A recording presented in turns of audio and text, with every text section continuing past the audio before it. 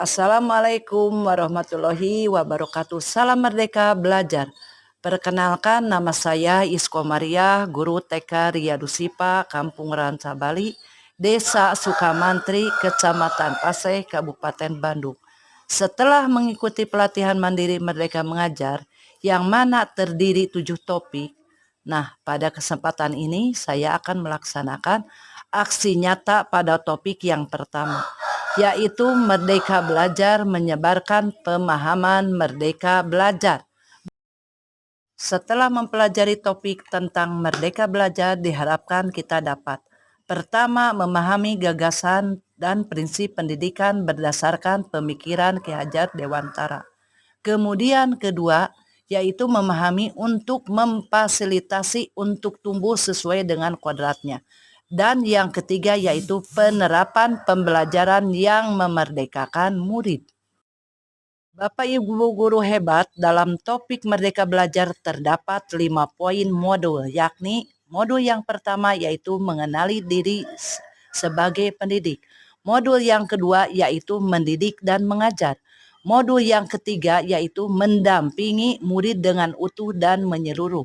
Modul keempat yaitu mendidik dan melatih kecerdasan budi pekerti.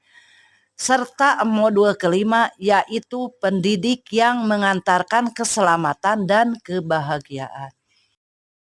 Bapak Ibu guru hebat, dalam modul pertama tentang mengenal dan memahami diri sebagai pendidik, yaitu yang pertama, kita harus memahami dan menghayati diri sebagai manusia yang merdeka untuk terus belajar.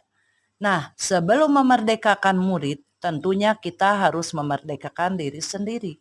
Terlebih dahulu dengan cara merefleksi apa yang telah kita lakukan, kemudian menyelaraskan peran guru yang relevan dengan konteks murid dan zaman.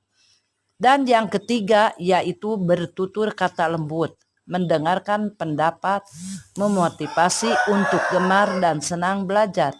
Lantas, bagaimana mendidik dan mengajar pada kurikulum Merdeka Belajar? Perlu kita ketahui bahwa sistem pengajaran zaman kolonial yang masih kita pakai sampai sekarang ini perlu kita rubah. Sistem pengajaran tersebut diantaranya yang pertama yaitu meminta murid berdiri di depan kelas saat lalai mengerjakan tugas. Kemudian murid duduk rapi menghadap ke depan dengan kelas yang hening. Selanjutnya yang ketiga melakukan perankingan berdasarkan nilai pengetahuan. Yang keempat menyeragamkan pembuatan tugas. Dan yang kelima memukul murid karena tidak mengerjakan tugas. Selanjutnya yaitu tentang mendampingi murid dengan utuh dan menyeluruh. Dalam proses pendampingan, murid kita harus menyesuaikan dengan kodrat keadaan. Yang mana kodrat ini terbagi dua, yaitu kodrat alam dan kodrat zaman. Kodrat alam berkaitan dengan sifat dan bentuk lingkungan di mana anak berada. Sedangkan kodrat zaman berkaitan dengan isi dan irama, yakni disesuaikan dengan zaman anak tersebut berkembang. Dalam hal ini tidak ada individu yang sama dan zaman selalu bergerak dinamis. Menurut Ki Hajar Dewantara, dalam melakukan pembaharuan yang terpadu, hendaknya selalu diingat bahwa segala kepentingan anak-anak baik mengenai kepentingan diri pribadinya maupun kehidupan masyarakatnya jangan sampai meninggalkan kepentingan yang berhubungan dengan kodrat keadaan baik alam maupun zaman. Dalam mendampingi murid, guru juga harus menerapkan asas trikon, yakni kontinu, konvergan, dan konsentris. Asas trikon dianggap menjadi jawaban yang tepat untuk menuju pembelajaran yang berpihak pada murid. Kontinu yakni pengembangan yang secara berkesinambungan dilakukan terus-menerus dengan perencanaan yang baik. Konvergan berarti pengembangan yang dilakukan dapat mengambil dari berbagai sumber di luar, bahkan dari praktik pendidik di luar negeri. Dan konsentris artinya pengembangan yang dilakukan harus tetap berdasarkan kepribadian kita sendiri. Dalam implementasi kurikulum Merdeka Belajar, guru hendaknya mendidik dan melatih kecerdasan budi pekerti dengan cara yang pertama melatih keberanian berpendapat atau olah akal. Yang kedua, mengasah perasaan dan perilaku olah akal. Kemudian yang ketiga, memunculkan kehendak olah karsa. Dan yang keempat, pendidikan dapat mempengaruhi bagian intelligible dan bagian biologis muridnya. Selanjutnya yaitu pendidikan yang mengantarkan keselamatan dan kebahagiaan. Yang pertama, pendidikan hanyalah sebagai tuntunan.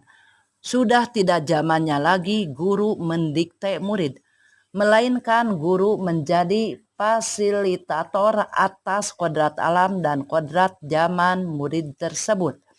Selanjutnya yaitu setiap murid memiliki kodrat kekuatan atau potensi-potensi yang berbeda, yakni disesuaikan dengan kodrat alamnya dan kodrat zamannya.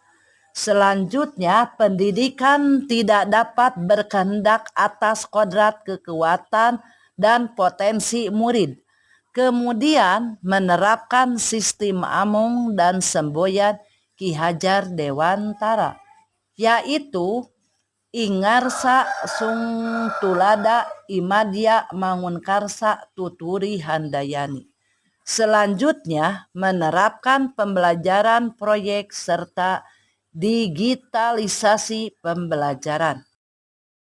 Terdapat 3 sentra pendidikan.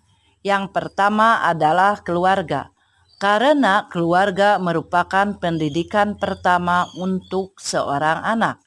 Keluarga sangatlah berpengaruh terhadap pertumbuhan seorang anak.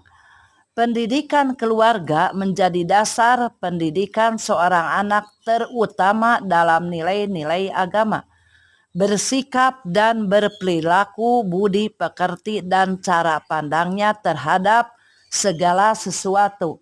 Yang kedua yakni sekolah.